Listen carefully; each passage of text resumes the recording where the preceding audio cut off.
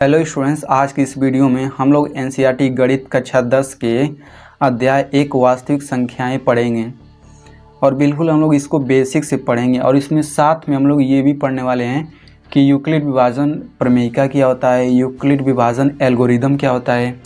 सबसे बड़ी बात, इसके प्रश्नावली 1.1 में जितने भी क्वेश्चन हैं वे सभी यूक्लिड विभाजन प्रमेयिका के प्रयोग से ही सारे क्वेश्चन हल हुए हैं।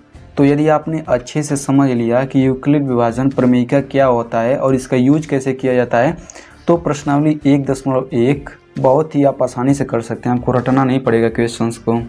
तो सबसे पहले हम लोग संख्याओं के प्रकार पढ़ लेते हैं, क्योंकि यही छोटी छोटी बातें उसमें अगर क्वेश्चन में एक दो बार अगर आ जाता है तो हमें समझ में नहीं आता है। तो इसीलिए सबसे पहले हम लोग ये सभी पढ़ लेते हैं। हालांकि आप लोगों में से बहुत लोग जानते होंगे, फिर भी मैं बता देता हूँ।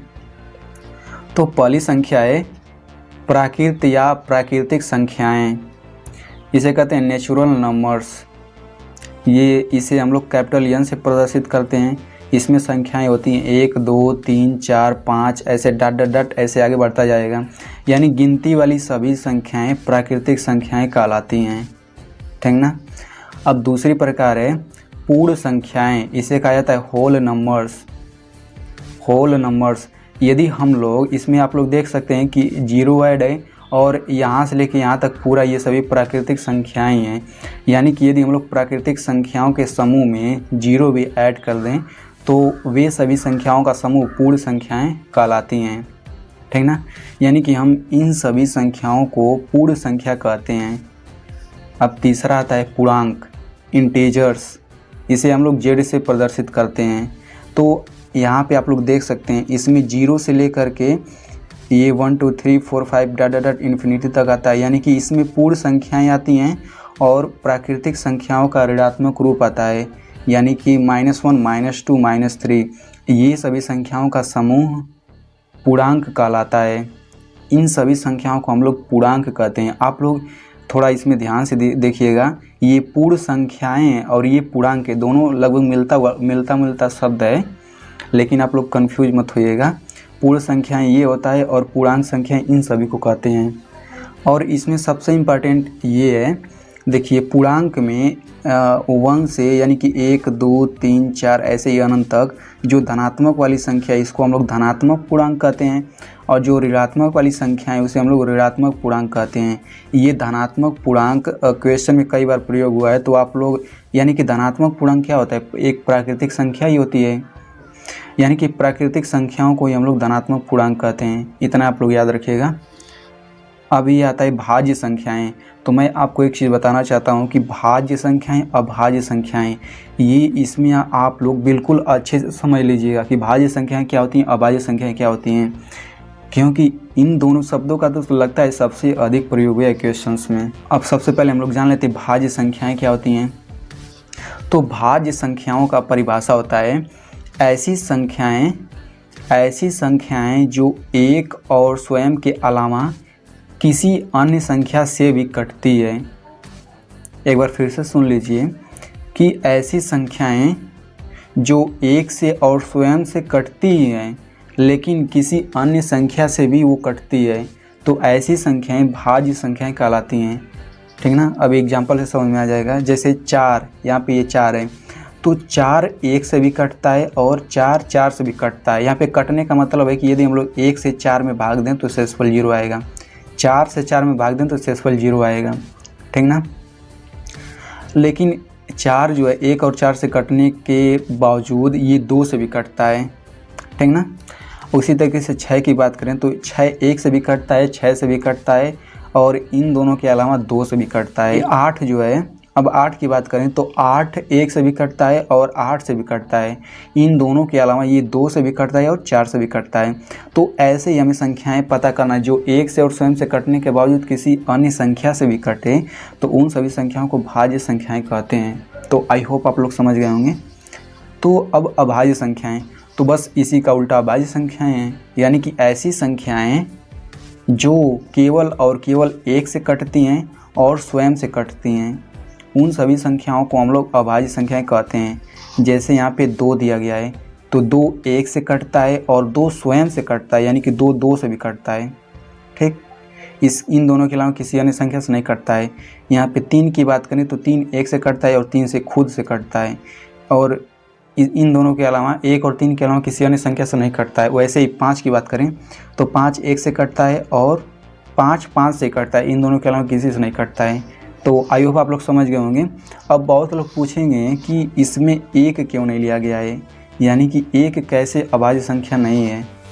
ठीक ना, ये तो पता ही है कि 1 भाज्य संख्या नहीं हो सकती, तो बहुत लोग पूछेंगे 1 अभाज्य संख्या होनी चाहिए। तो यहाँ पे देखिए, तो अगर 1 की बात करें तो 1 1 से तो कटता ही है, लेकिन 1 स्वयं से भी कटता है, यानी कि एक बार 1 और हम लोग लिखेंगे। ठीक ना, तो इन दोनों में अगर देखें तो 1 और 2 दोनों बराबर नहीं है। इसमें देखें तो 1 और 5 बराबर नहीं है, इसमें भी देखें तो 1 3 बराबर नहीं है, लेकिन यहाँ पे 1 और 1 दोनों बराबर है।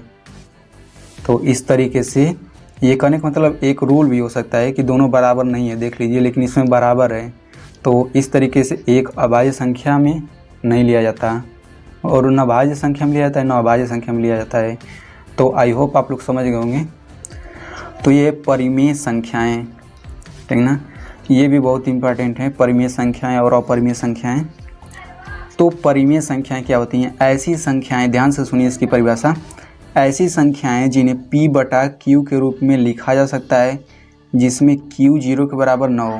ठीक ना, ऐसी संख्याएं जिसे p बटा q के रूप में लिखा जा सकता है और q 0 के बराबर नहीं होना चाहिए, तो ऐसी संख्याएं परिमेय संख्याएं कहलाती हैं। इसमें p और q का मान पूर्णांक होना चाहिए ना। तो अब एग्जाम्पल की बात करें, एग्जाम्पल से समझ में आ जाएगा। तो 1/2 है, तो इसमें अगर बात करें तो यहाँ पे p का मान क्या है? 1 है ऊपर, और q का मान क्या है? 2 है। ठीक है ना, तो यहाँ पे आप लोग देखिए q 0 के बराबर नहीं है, तो ये शर्त तो पालन हो गया। लेकिन अब बात करेंगे कि p और q पूर्णांक है कि नहीं, तो 1 और 2 पूर्णांक है, वो भी कौन सा? धनात्मक पूर्णांक है। तो इस तरीके से ये प्रूफ हो गया कि ये एक परिमेय संख्या है। ठीक ना, अब -2/3 की बात करें तो यहाँ पे देखिए, यहाँ पे p का मान -2 है, q का मान 3 है, और जबकि 3 0 के बराबर नहीं है, तो ये वाला तो हो गया पालन इस नियम का। अब इसमें -2 जो है ऋणात्मक पूर्णांक है, 3 जो है धनात्मक पूर्णांक है, यानी कि दोनों पूर्णांक हैं, -2 और 3 दोनों पूर्णांक हैं। तो इस तरीके से ये भी परिमेय संख्या होगी। और इसको अभी मैं बताऊंगा जीरो को। सबसे इसके पहले ये समझ लीजिए, -2 और -5, तो -2 भी पूर्णांक है और -5 भी पूर्णांक है, वो भी दोनों ऋणात्मक पूर्णांक हैं। तो और q का मान 0 के बराबर भी नहीं है, तो इस तरीके से ये भी परिमेय संख्या हो गई। इसे हम लोग चाहें तो हल कर सकते हैं 2/5। अब यहाँ पे देखिए 0, तो 0 परिमेय संख्या है या फिर नहीं, इसका क्वेश्चन भी आता है कि 0 परिमेय है कि नहीं। तो देखिए ये 0 है, और कोई भी यदि संख्या हो तो उसके नीचे हम लोग /1 लिख सकते हैं। तो 0 को हम लोग 0/1 ऐसे लिख सकते हैं। ठीक ना, तो इसमें p का मान क्या हो गया? 0 हो गया, q का मान क्या हो गया? 1 हो गया, और जबकि q जो है 0 के बराबर नहीं है, तो ये वाला एक शर्त तो पालन कर रहा है। अब देखते हैं कि 0 और 1 पूर्णांक होता है। हाँ, 0 और 1 पूर्णांक होता है, यानी कि इस तरीके से 0 भी एक परिमेय संख्या हो गई। तो अगर एक संख्या और की बात करें, जैसे मान लीजिए 1/0, तो ये परिमेय संख्या है कि नहीं। तो यहाँ पे देख सकते हैं, देखिए सबसे पहला शर्त यही है कि नीचे वाला 0 के बराबर नहीं होना चाहिए, जबकि ये नीचे 0 के बराबर है। तो जब नीचे आप लोग हर में जहाँ भी 0 देखेंगे तो वो डायरेक्ट आप लोग लिखेंगे ये परिमेय संख्या नहीं है। तो ये अपरिमेय संख्याएँ, तो बस इसी का उल्टा है कि ऐसी संख्याएँ जिन्हें p/q के रूप में नहीं लिखा जा सकता, अपरिमेय संख्याएं कहलाती हैं, जहां p और q पूर्णांक हैं। ठीक ना, तो अगर √2 की बात करें तो इसे हम लोग √2/1 लिख सकते हैं।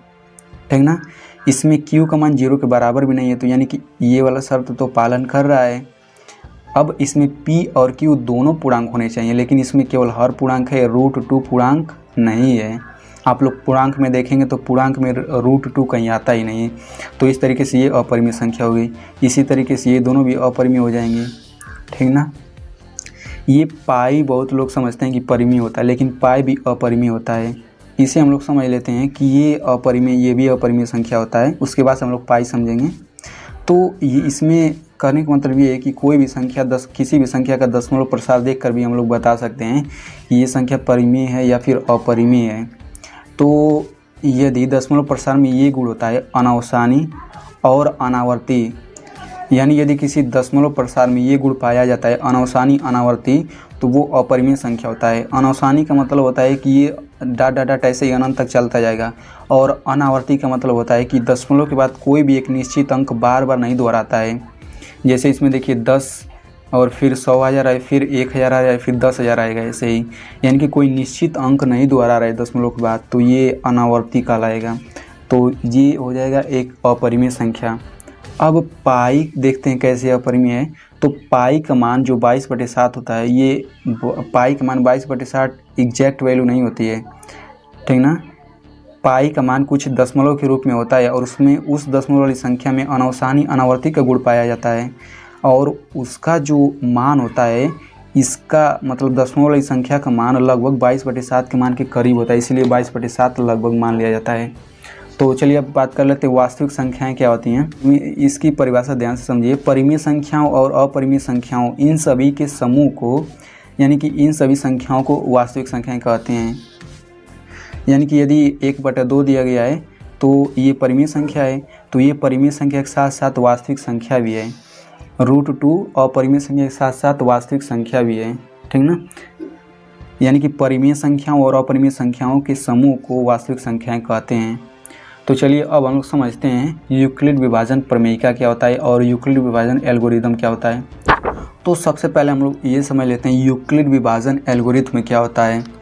तो सबसे पहले हम लोग समझेंगे यूक्लिड क्या है। तो यूक्लिड एक गणितज्ञ का नाम है जिसे फादर ऑफ जियोमेट्री कहा जाता है, ठीक ना, यानी ज्यामिति के पिता इन्हें कहा जाता है। तो इन्होंने ये रूल लाया था यूक्लिड विभाजन एल्गोरिथम का। अब बात करते हैं विभाजन। तो विभाजन का मतलब क्या है। तो विभाजन भाग देने की प्रक्रिया को हम लोग कहते हैं, ठीक ना। अब यहाँ पे देखिए एल्गोरिथम में क्या होता है। तो एल्गोरिथम समझने के लिए हम लोग एक एग्जांपल लेते हैं। जैसे मान लीजिए हमसे यदि कहा जाए कि आप 2 से 5 में भाग दीजिए, तो इसमें जैसे पहला स्टेप होगा कि 2 का आप पाड़ा पढ़िए और ऐसी संख्या प्राप्त कीजिए कि वो 5 के बराबर या फिर 5 से छोटा हो, तो ये 2 बार जाएगा, ठीक ना। तो यहाँ पे बचेगा 4। अब दूसरा स्टेप में क्या करना होता है कि 5 मतलब ऊपर वाले में से नीचे वाले को घटाना रहता है, ठीक ना। तो कहने का मतलब ये भाग देने का ये मतलब स्टेप है। तो जब तक हम लोग इन स्टेप्स को फॉलो नहीं करेंगे तब तक ये सलूशन नहीं होगा, ठीक ना। तो कह सकते हैं एक तरह से कि हल करने की प्रक्रिया को ही एल्गोरिथम कहा जाता है, ठीक ना। तो ये उतना खास नहीं है।